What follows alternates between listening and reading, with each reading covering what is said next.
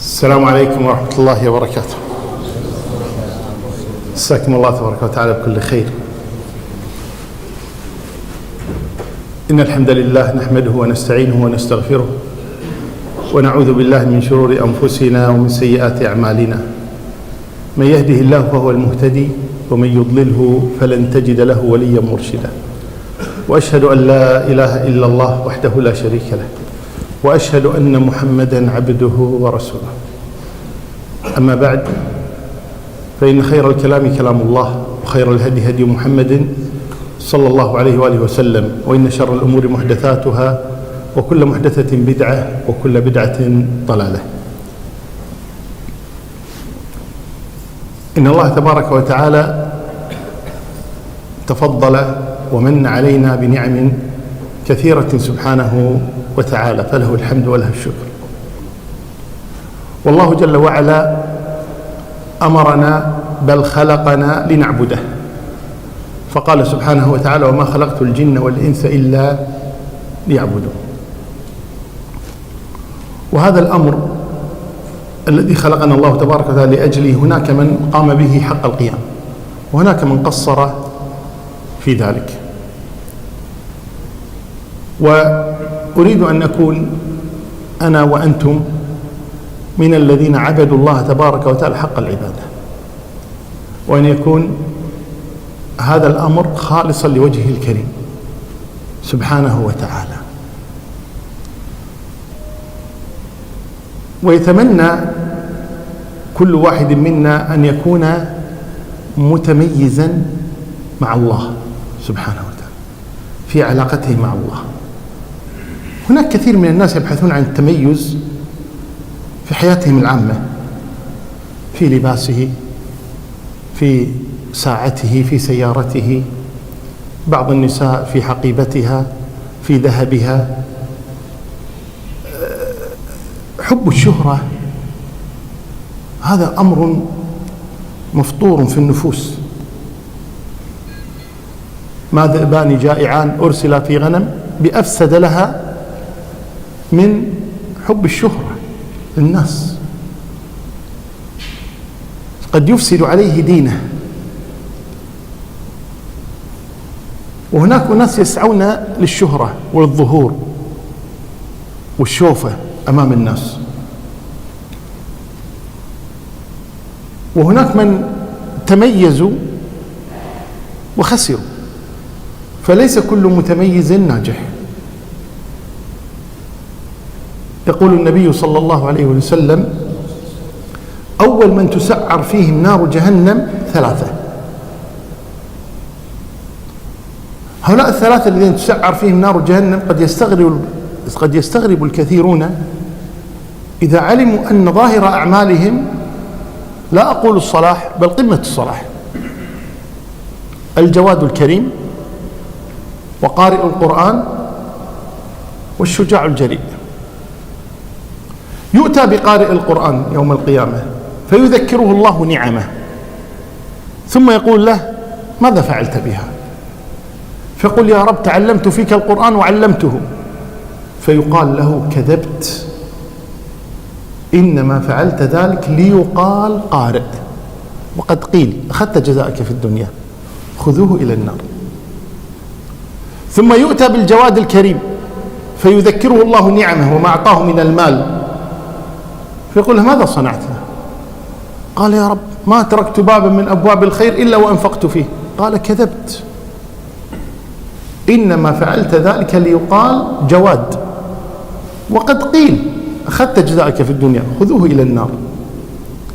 ثم يؤتى بالشجاع الجريء فيذكره الله نعمه عليه، فيقال له: ماذا فعلت بها؟ فيقول: يا رب قاتلت في سبيلك حتى قتلت. فيقال له: كذبت، إنما فعلت ذلك ليقال جريء، وقد قيل خذوه إلى النار. فهؤلاء الثلاثة كما ترون تميزوا، أو تميز أحدهم بالشجاعة، والثاني بالكرم، والثالث بتعليم القرآن.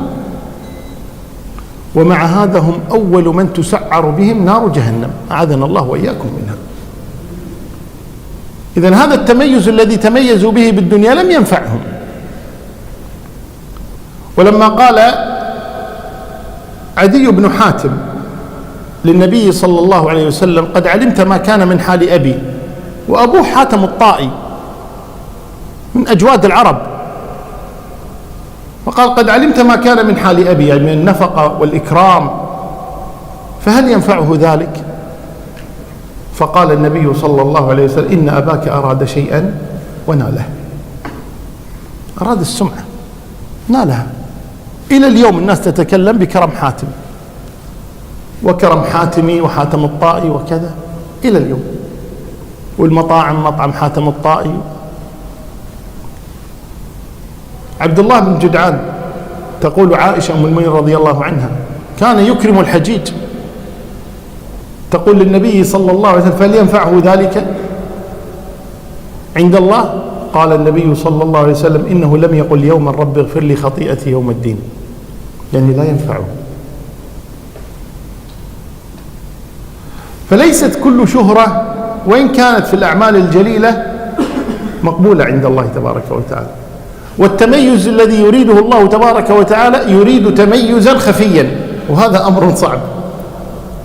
كيف أكون متميزا وأكون أيضا مخفيا هذا التميز؟ لأن الله تبارك وتعالى يريد أن تكون أعمالنا له لا للناس سبحانه وتعالى. تميز ولكن لا يعلم بك أحد، هذا صعب على النفس، أن الإنسان يكون متميزا والناس لا يعلمون به. ولكن هذا هو المطلوب، أن نتميز دون أن يعلم الناس. إن الله يحب العبد التقي النقي الخفي، هذا الذي يريده الله تبارك وتعالى. يريد تميزا ولكن خفيا لا يطلع عليه الناس، تميز بيننا وبين الله سبحانه وتعالى.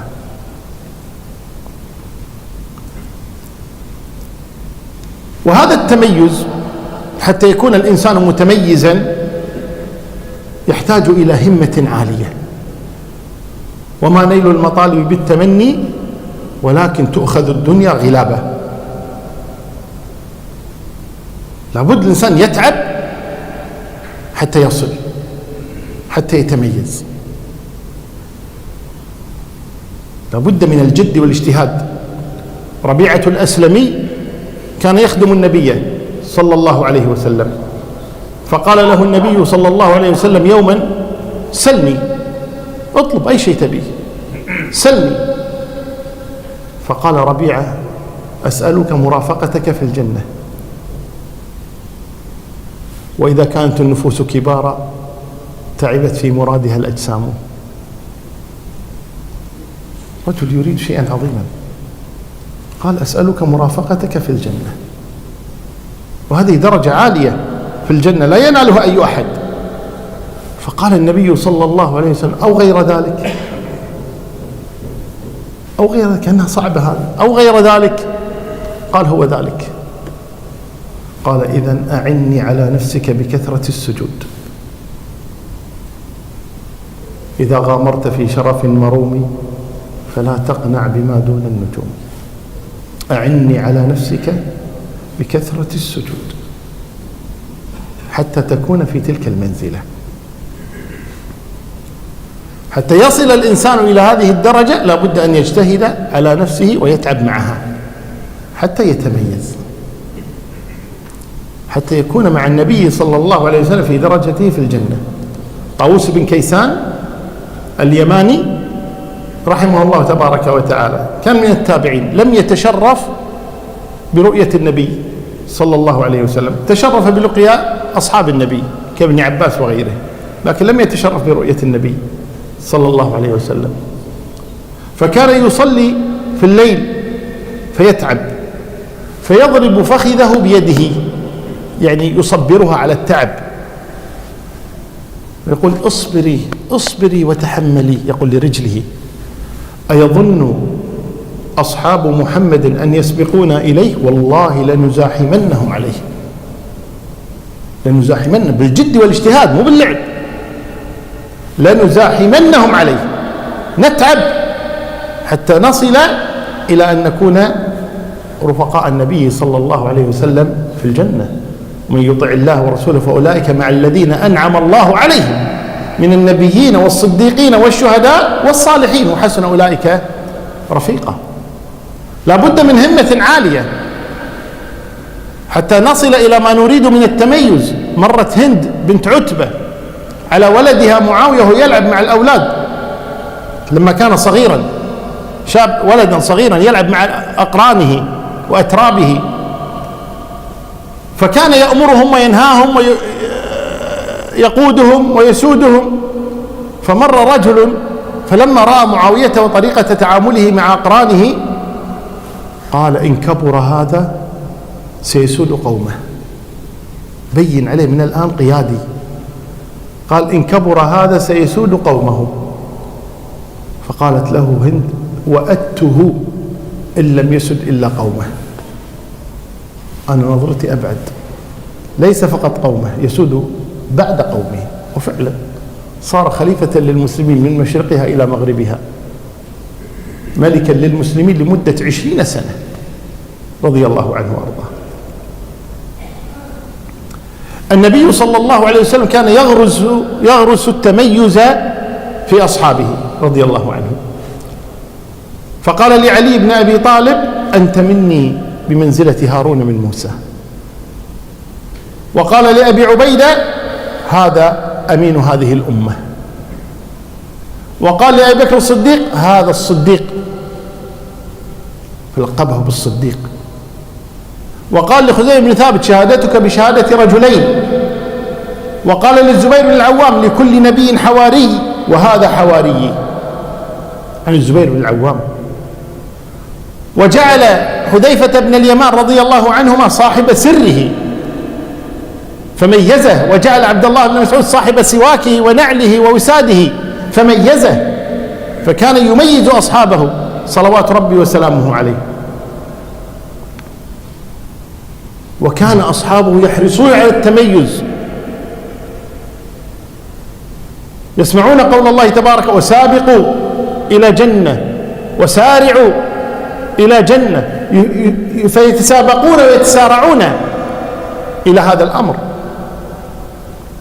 أبو بكر الصديق رضي الله عنه أتى النبي صلى الله عليه وسلم يوما، فقال النبي صلى الله عليه وسلم عن أحوال المؤمنين يوم القيامة، قال من أنفق زوجين في سبيل الله نودي من أبواب الجنة يدخلها من أيها شاء، فإن كان من أهل الصدقة نودي من باب الصدقة، وإن كان من أهل الصلاة نودي من باب الصلاة، وإن كان من أهل الجهاد نودي من باب الجهاد، وإن كان من أهل الصيام نودي من باب الريان. فقال أبو بكر ما على أحد دعي من أحد هذه الأبواب من ضرورة، ولكن يا رسول الله هل أحد يدعى من كل هذه الأبواب؟ يعني من كان عرف بالجهاد ينادى من باب الجهاد، من عرف بالصدقة ينادى من باب الصدقة، من عرف بالصوم ينادى من باب الصوم، من عرف بالصلاة، وهكذا. أبو بكر يقول لا، في أحد ينادى من كل هذه الأبواب؟ يعني يكون متميزا في صلاته، في صيامه، في صدقته، في جهاده، في دعوته، في إيمانه، في كل شيء يكون متميزا. قال فهل يدعى أحد من جميع هذه الأبواب؟ قال نعم، وأرجو أن تكون منهم، يعني أنت منهم. وكان أبو بكر كذلك رضي الله عنه. أبو بكر الصديق تميز عن أصحاب النبي صلى الله عليه وسلم بأمر لا تكاد تجده عند أحد من أصحاب النبي صلى الله عليه وسلم بلا نزاع أبدا، وهو أن جل مناقب أبي بكر الصديق تميز، جل مناقبه خصائص متميز بها عن سائر أصحاب النبي صلى الله عليه وآله وسلم، جلها. غيره من أصحاب النبي صلى الله عليه وسلم يمدح في شيء يمدح غيره في نفس الشيء، أبو بكر لا، يميز، متميز عن سائر أصحاب النبي صلى الله عليه وآله وسلم. وقعت مشكلة بين أبي بكر وعمر رضي الله عنهما، وكان أبو بكر حاد الطبع حار. يقول فأسرعت إلى عمر بكلمة ثم ندمت فقلت اغفر لي، سامحني على هالكلمة اللي قلتها. قال عمر لا أغفر لك، ما سامحك.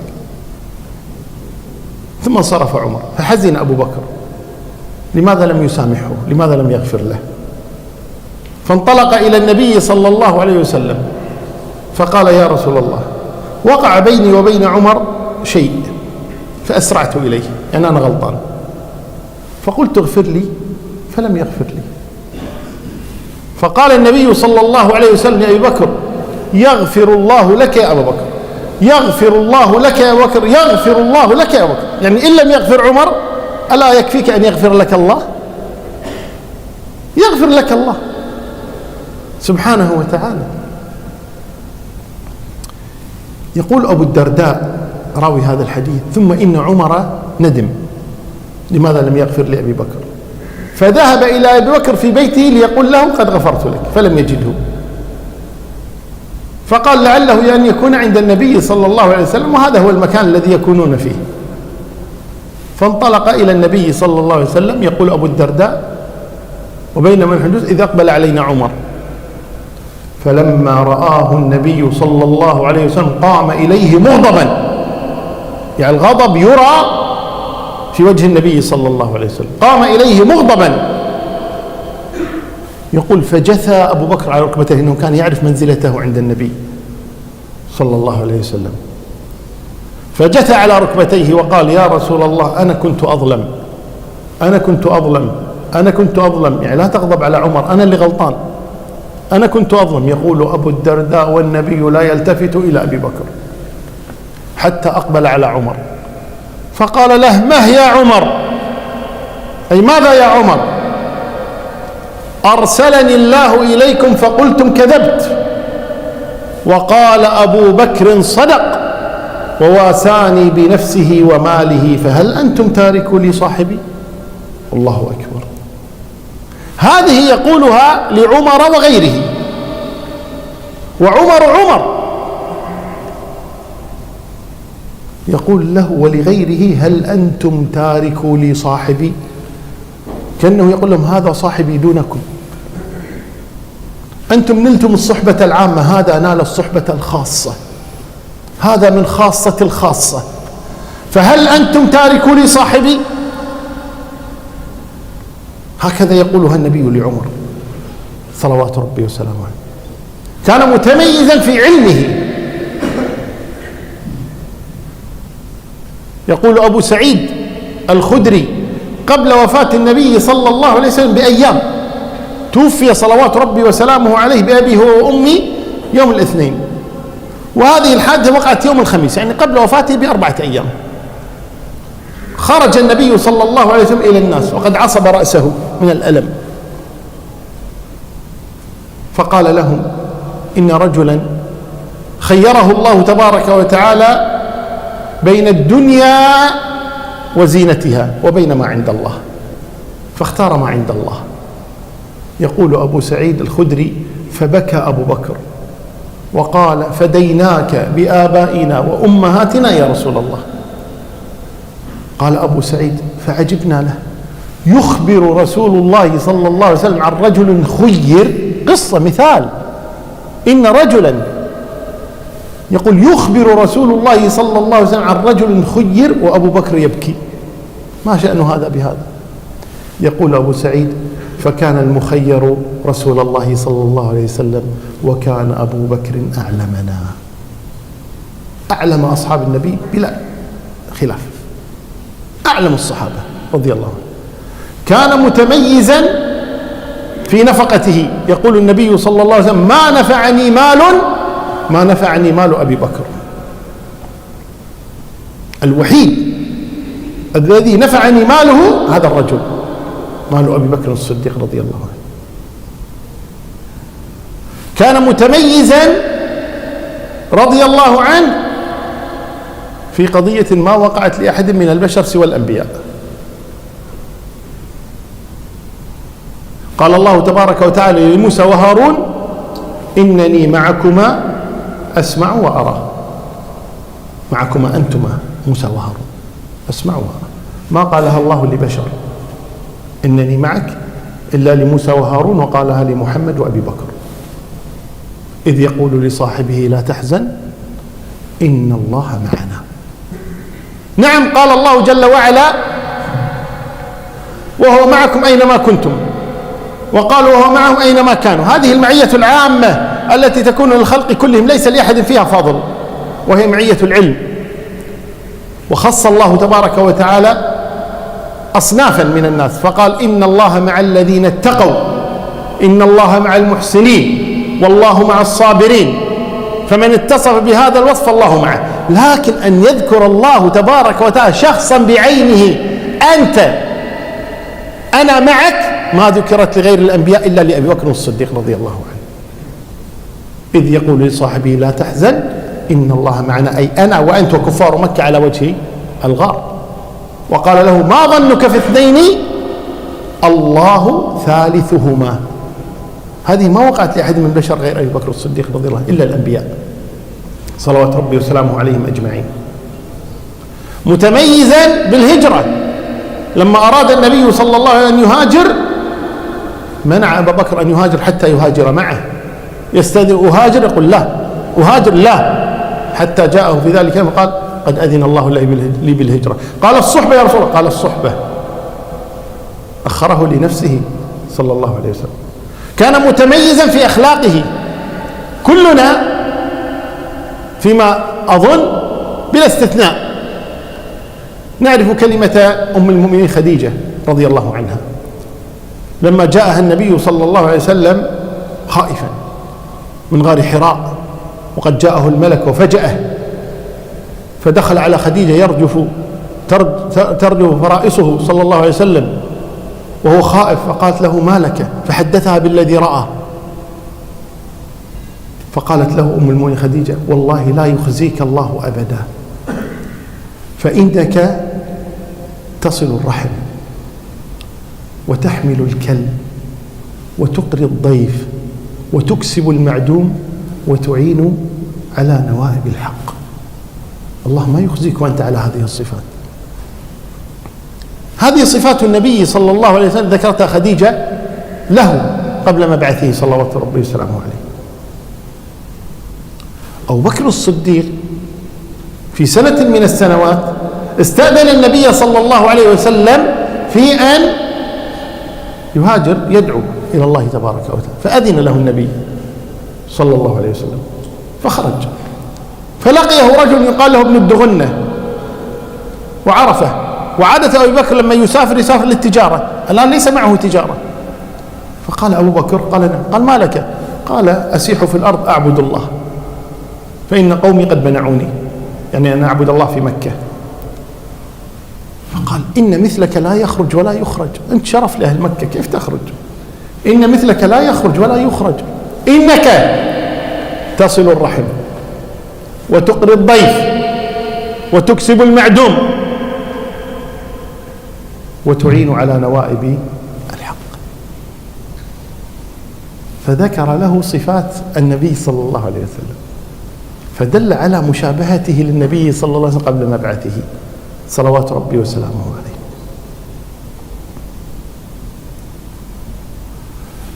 على كل حال، إن التميز أمر مطلوب، ونحن نريد أن نتميز. والنبي صلى الله عليه وسلم ذكر أمورا يتميز بها الناس حين الغفلة، يجب علينا أن نحرص على هذه الأمور.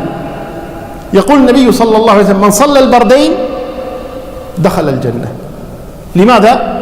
قال: لأن الناس يغفلون عن هاتين الصلاتين، صلاة العصر وصلاة الفجر. قال: من صلى البردين دخل الجنة. الناس يغفلون. عبادة في الهرج كهجرة إلي، لأن الناس وقت الهرج، وقت المصائب والقتل والفتن، منشغلون بهذه الفتن، لكن الإنسان يأتي في مثل هذا الوقت ويحرص على العبادة واللجوء إلى الله تبارك وتعالى، هذا تميز. قال: عبادة في الهرج كهجرة إلي، تميز. يقول النبي صلى الله عليه وسلم: أول ما دخل المدينة: أيها الناس أفشوا السلام وأطعموا الطعام وصلوا الأرحام وصلوا بالليل والناس نيام. تميز. الناس نيام وأنت تصلي، الناس نيام وأنت تصلي. وصلوا بالليل والناس نيام تدخلون الجنة بسلام. تصور أنت في هذا المسجد المبارك عندما تأتي إلى صلاة الفجر وترى كثيرا من البيوتات لا يفتح بابها لصلاة الفجر، هذا تميز. عندما يوفقك الله تبارك وتعالى إلى مثل هذه الصلاة تميز. الناس نيام.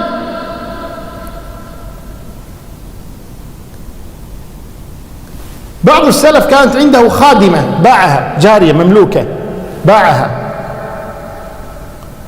فلما استقرت في البيت الذي اشتراها في آخر الليل طرقت عليهم الباب، فقاموا من النوم، قام إليها سيدة قال: ما لك؟ أذن الفجر؟ يعني تطرقين عن الباب توقظين لصلاة الفجر؟ قال: أذن الفجر؟ قالت: لا.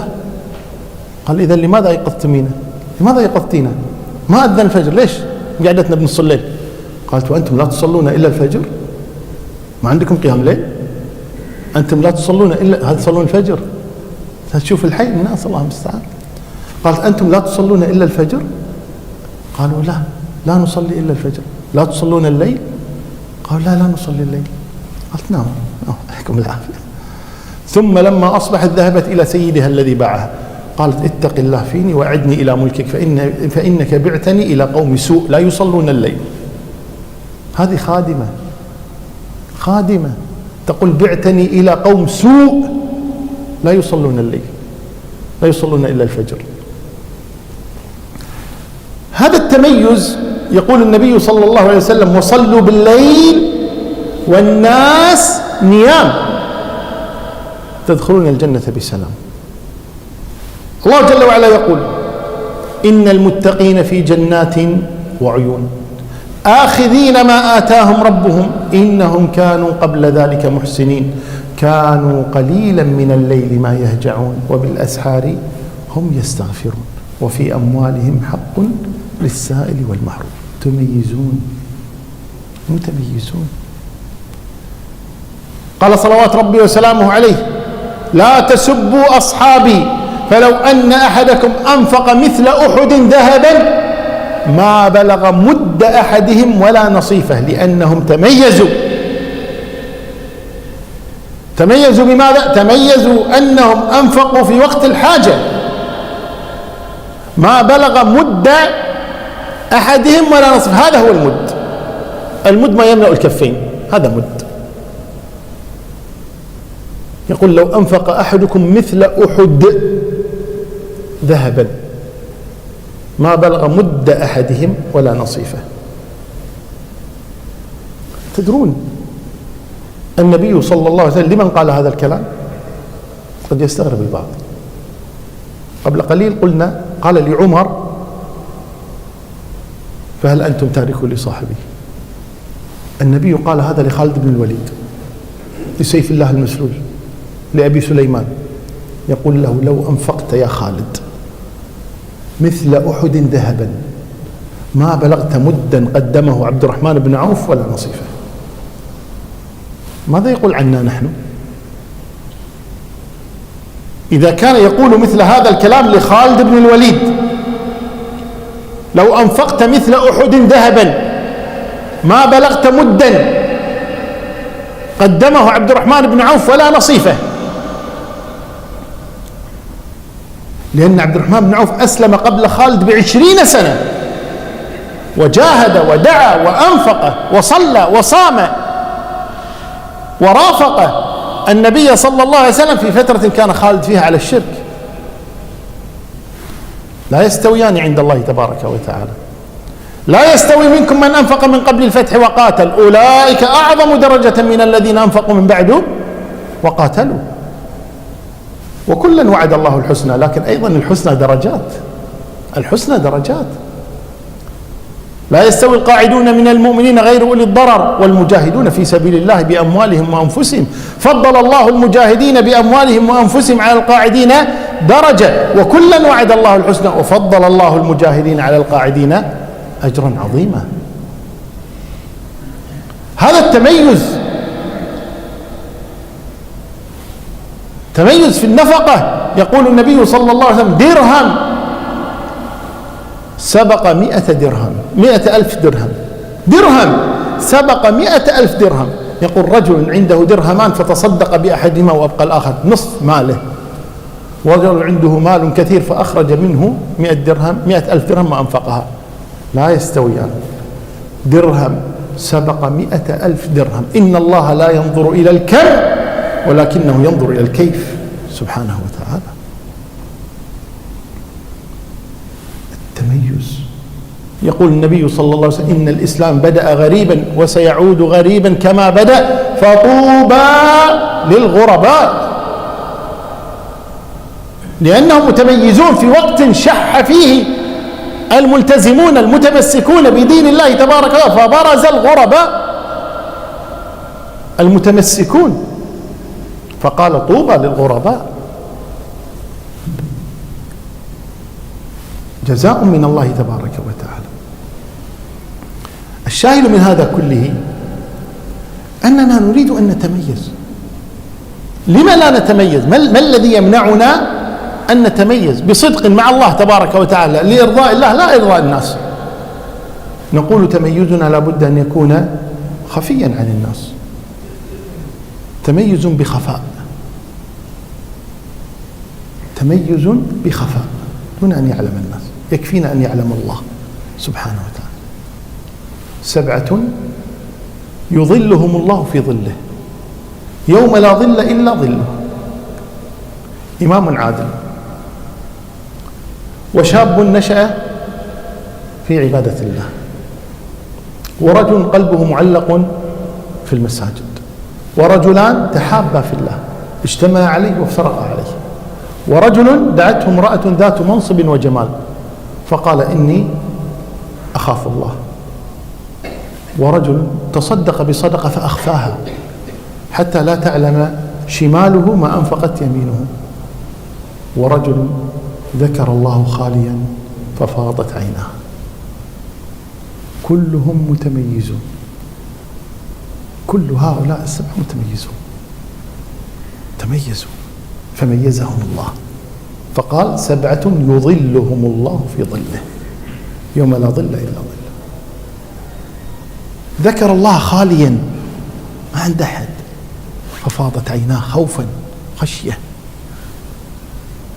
لا أجمع على عبدي خوفين ولا أمنين، من أمنني في الدنيا خوفته في الآخرة، ومن خافني في الدنيا أمنته في الآخرة. ذكر الله خاليا فاضت عيناه. رجل تصدق بصدقة فأخفاها. المنافقون المراؤون لا حظ لهم في التميز أبدا، إن تميزوا فتميزهم كتميز 3 الذين أول ما تسعر فيهم نار جهنم. أما هذا التميز أخفاها حتى لا تعلم شماله ما تنفق يمينه، هذا لا يوجد إلا عند الصادقين المخلصين لله تبارك وتعالى. علي بن الحسين ابن علي بن أبي طالب رضي الله عنه وعن آبائه،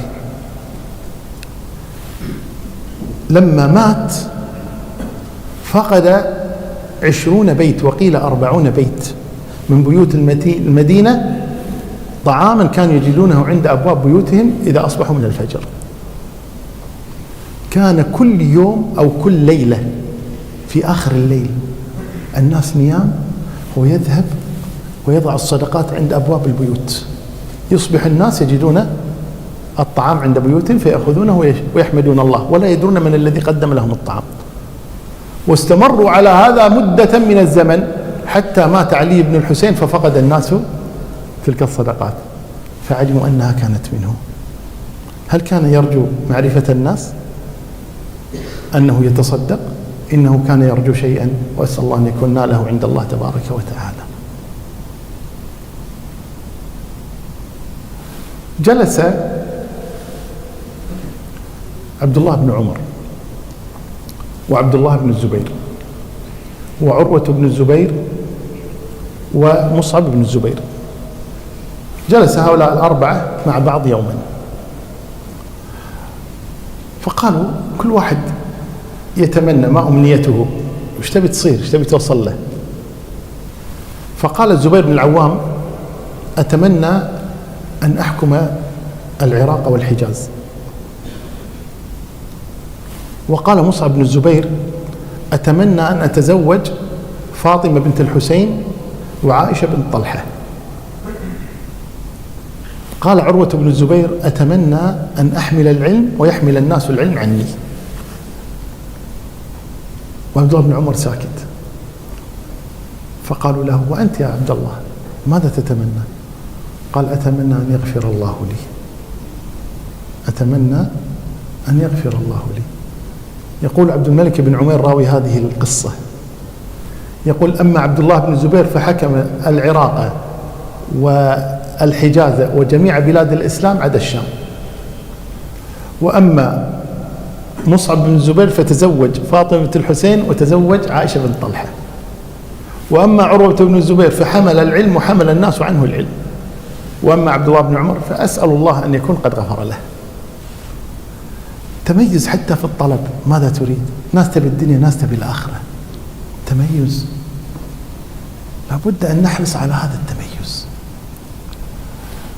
والتميز الذي نريد على 3 أحوال: تميزك مع الله، تميزك مع نفسك، تميزك مع الناس. أما تميزك مع الله سبحانه وتعالى ففي صدقك وإخلاصك.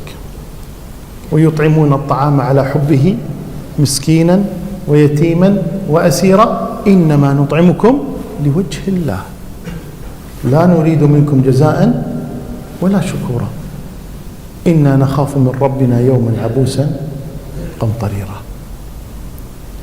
تميزك مع الله تبارك وتعالى في عبادتك، في صلاتك، في إتقانها.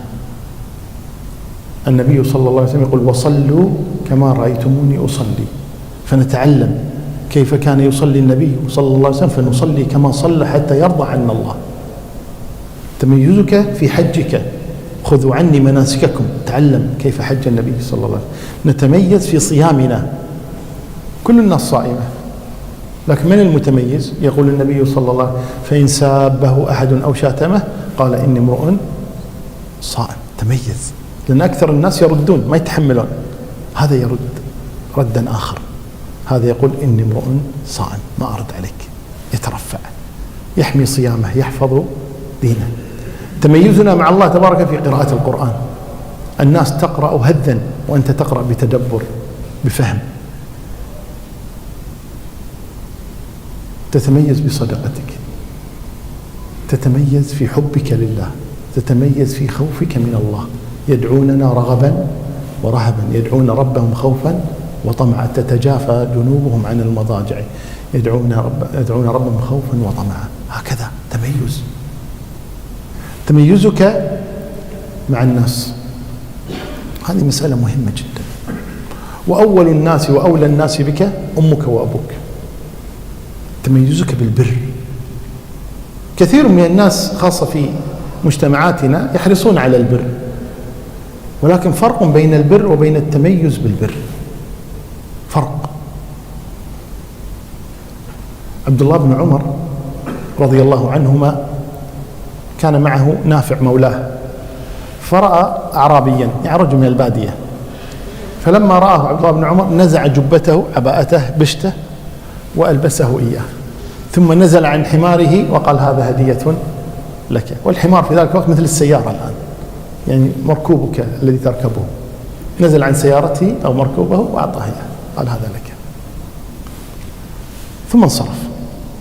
فقال نافع لعبد الله بن عمر: يا أبا عبد الرحمن، هؤلاء الأعراب يكفيهم الشيء القليل، يا لو أعطيته عباءتك فقط أو أعطيته شيئا بسيطا، تعطيه العباءة والحمار على شنو؟ على ماذا؟ فقال عبد الله بن عمر: أو ما تدري يا نافع إن أباه كان ودا لعمر. أبوه يحبه، أبوه يرفيج أبوه وليس هو، يعني ما وجد صاحب عمر، وإنما وجد ابن صاحب عمر. تذكر حديث النبي صلى الله عليه وسلم ما قال رجل للنبي صلى الله عليه وسلم: إن أبوي قد توفيا فهل بقي شيء من برهما؟ قال: إن من أبر البر أن يبر الرجل أهل ود أبيه. يعني تشوف أصحاب أبيك تودهم، اللي يحبهم أبوك تحبهم، تروحهم تزورهم، أمك كذلك. هذا من أبر البر، من أبر البر. هذا الرجل، الثلاثة الذين دخلوا الغار لما جاءت الصخرة وأغلقت عليهم باب الغار، قالوا كل واحد، وحاولوا أن يدفعوه فلم يستطيعوا، قالوا ما في لكم إلا الدعاء. فقالوا كل واحد يدعو الله تبارك وتعالى يتوسل إليه بعمل صالح، يعني أخلص فيه لله تبارك وتعالى. فقام أحد هؤلاء الثلاثة فقال: اللهم إني كان لي أبوان لا أغبق قبلهما أحدا، لا زوجة ولا ولدا، فجئتهما يوما بالحليب أو باللبن فإذا هما قد ناما، يبنهم الغبوق فإذا هما قد ناما، وأولادي يتضاغون يعني يبكون يبون يشربون، وقلت له والله لا أسقي أحدا قبلهما، وظللت قائما على رؤوسهما ما نام ينتظر متى يستيقظان، فلما استيقظ قدم لهما هذا اللبن فشربا. قال: اللهم إن كنت فعلت ذلك لأجلك اللهم افرج عنا الصخرة، ففرج الله عنهم الصخرة سبحانه وتعالى. تميز بالبر، لابد أن نتميز بالبر، أن نتميز في معاملتنا للناس. يقول النبي صلى الله عليه وسلم: لا يؤمن أحدكم حتى يحب لأخيه ما يحب لنفسه. جرير ابن عبد الله البجلي الصحابي رضي الله عنه أرسل خادمه ليشتري له فرسا، فذهب الخادم واشترى الفرس، فلما رآها جرير قال: بكم اشتريتها؟ قال: ب400 دينار. قال: هذه ب400؟ قال: نعم. قال: ورضي صاحبها؟ قال: نعم. قال: لعلك يعني غششته لعلك؟ قال: والله عرضها واشتريتها. قال: تعرفه إذا رأيته؟ قال: أظن. قال: ارجع إلى السوق فإن رأيته فأتي به. فذهب إلى السوق فوجده، قال: تعال جرير يريد أن يكلمك. فأتى فقال له: أنت بعت فرسك هذا ب400 دينار؟ قال: نعم. قال: ورضيت؟ يا السعر عاجبك راضي؟ قال: نعم. قال: لكن فرسك هذا يعدل أكثر من ذلك. شلون تبيع ب400؟ يسوى أكثر، تبيعه ب500؟ أعطيك 100 زيادة، راضي؟ قال: نعم. قال: لا، يعدل أكثر من ذلك، لين وصل معاه 800. قال: تبيعه ب800؟ قال: نعم. قال: هذا ثمنه 800 تقريبا، هذا سعره. ثم التفت إلى خادمه قال: أعطيه 400 أخرى. أعطاه وانصرف الرجل. فلما انصرف ناداه جرير قال: تعال ارجع مرة ثانية. فرجع الرجل: نعم. قال: ليس بي جنون. مو تروح الحين تسولف بين الناس لقيت لي واحد مجنون بعته ب400 وعطاني 400 زيادة. ليس بي جنون، ولكني بايعت رسول الله صلى الله عليه وسلم على النصح لكل مسلم. أنا أحب لك اللي أحب حق نفسي، هذا يسوى 800، حرام تبيع ب400. أحب لك ما أحب لنفسي. بايعت رسول الله صلى الله عليه وسلم على النصح لكل مسلم. تميز موجود هذا الآن؟ نادر أن نجد مثل هذه الصورة اليوم. الآن لو الإنسان اشترى بيتا أو أرضا أو أي شيء بسعر أقل من السوق لذهب والناس تبارك له ويحضك، وين لقيتها الخبل، وين لقيتها المغفل، عسى الله يطيحنا بواحد مغفل، عسى الله عشان نشتري مثل ما شريت، ويسولفون فيه ومستانس يضحك. كيف نتميز؟ ما راح نتميز حتى نحب لأخينا ما نحب لأنفسنا. لا يكمل الإيمان، لن نتميز حتى تحب لأخيك ما تحب لنفسك. تميز في القرض والإقراض. كثير من الناس اليوم يقترضون ويقرضون، لا يتميزون. يؤتى برجل يوم القيامة على رؤوس الأشهاد، فيقول الله تبارك وتعالى له: ماذا فعلت؟ ما لك من حسنات؟ قال: لا أذكر شيء. قال: تذكر. قال: أذكر أني كنت أقرض،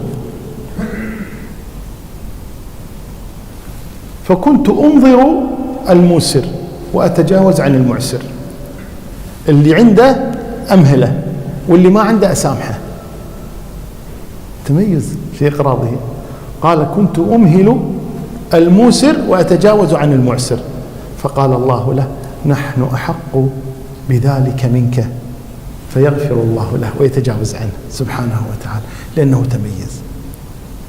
صدقون تميز حتى في زواجنا وطلاقنا، تميز. المسلم متميز. الآن جل الناس عندما يطلقون كيف يطلقون؟ كيف يطلقون الناس الآن؟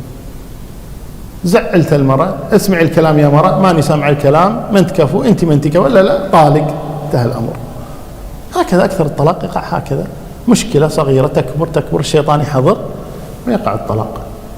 لكن لو تميزنا في طلاقنا وعرفنا أن الطلاق نوعان: طلاق سني وطلاق بدعي.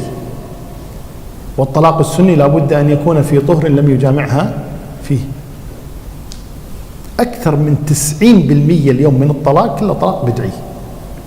أكثر من 90، أكثر من 95% من الطلاق الذي يقع بين الناس اليوم طلاق بدعي محرم. وقعت مشكلة، الحين لازم أطلق، الحين صارت المشكلة، الحين أطلق، الحين ردت علي، الحين أطلق. بدعي. والطلاق السنة أن يطلقها في طهر لم يجامعها فيه. المتميز إذا وقعت مشكلة بينه وبين زوجته وقد جامعها البارحة أو قبل يومين أو قبل أسبوع أو قبل 20 يوما أو كذا، المهم في طهر جامعها فيه، لا يستطيع أن يطلق مهما وقعت مشكلة بينه وبينها. يقول لها: كلها أيام، تحيضين ثم تطهرين ثم أطلق. من يفعل هذا؟ أو تكون زوجته حائضا أو نفساء، فيقول لها: الآن وقعت مشكلة ما أقدر أطلق الآن لأنك حائض أو أنك نفساء، اصبري حتى تطهرين أطلقك. من يفعل هذا اليوم؟ قليل من الناس. في بيعنا، في شرائنا، في تعاملاتنا كلها يجب أن نكون متميزين،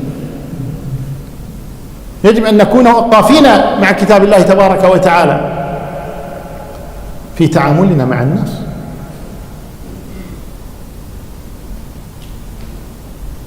ومع أنفسنا كذلك يجب أن نكون متميزين.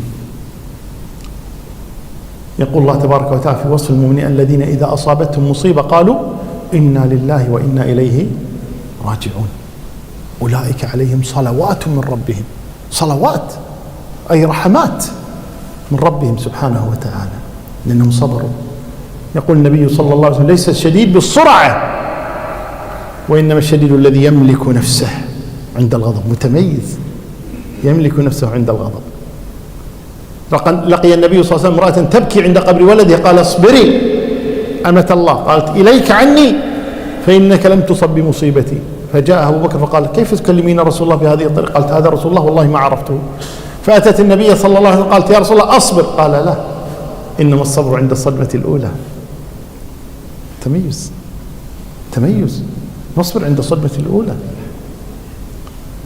يذكرون عن علي بن الحسين وقيل هارون الرشيد وقيل غيرهما أن جارية له كانت تسكب له الماء للوضوء بالإبريق، إبريق حديد، وفلت الإبريق من يدها فأصاب رأسه، شجه في رأسه، فالتفت إليها مغضبا: كيف سقط منك على رأسي؟ فنظر إليها مغضبا فقالت: والكاظمين الغيظ أكظم غيظك. فسكت. قال: كظمت غيظي. قالت: والعافين عن الناس، سامحني. قال: عفوت عنك. طمعت. قالت: والله يحب المحسنين. قال: اذهبي فأنت حرة إلى وجه الله. العادة لما واحد يقول له أنت حر لوجه الله مسوي شيء زين، هذه شاق راسه بالإبريق ويقول لا أنت حرة لوجه الله سبحانه وتعالى.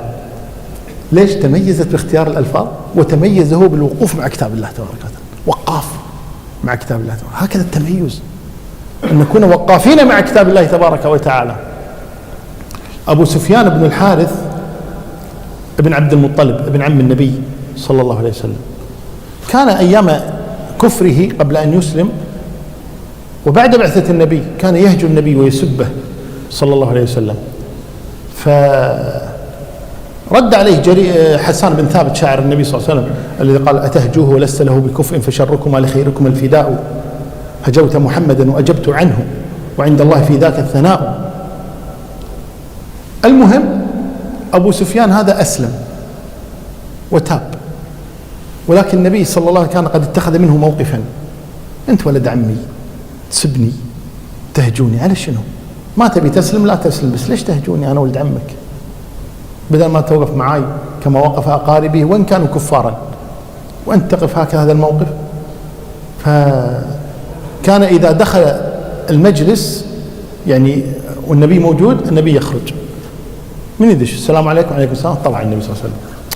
فتضايق أبو سفيان كثيرا من يعني هذا التصرف من النبي صلى الله عليه وسلم، فذهب يشتكي إلى علي، فقال يا علي، وعلي ولد عمه أيضا، فقال يا علي لماذا يعامل النبي بهذه المعاملة؟ لماذا يعاملني هكذا؟ قال أنسيت ما فعلت؟ أنت ابن عمه وتهجوه وتسبه؟ قال قد كان ذلك قبل إسلامي وقد أسلمت، انتهى الأمر، أسلمت الآن أنا. فقال له علي اسمع، إذا أتيته فواجهه، وقبل أن ينصرف قل له هذا الكلام، وعلمه. فجاء أبو سفيان فلما دخل إلى النبي صلى الله عليه وسلم أراد النبي أن يقوم، فقال له تالله لقد آثرك الله علينا وإن كنا لخاطئين. فلم يملك النبي إلا أن يقول كما قال أخوه يوسف لا تثريب عليكم اليوم يغفر الله لكم وهو أرحم الراحمين. وقاف مع كتاب الله، وهذا هو التميز، أن نكون وقافين مع كتاب الله تبارك وتعالى. أما أن يغضب أحد فنقول له والكاظمين الغيظ، قال راح تغلط عليه بدل تقول والكاظمين الغيظ، لا هذا ما هنا عدم التميز. التميز أن الآية تهزك، أن الآية تخليك توقف، تلجم لسانك، تتوقف عندها. تميز، هذا التميز. فأسأل الله تبارك وتعالى أن يجعلنا وإياكم من المتميزين. والموضوع يطول وذو شجون وفيه تفصيلات كثيرة وأمور تطرح، لكن لعل هذا فيه الكفاية والحر تكفيه الإشارة. وأسأل الله تبارك وتعالى أن يجعلنا وإياكم من المتميزين المخلصين لله تبارك وتعالى. والله أعلى وأعلم، وصلى الله وسلم وبارك على نبينا محمد. جزاكم الله خير.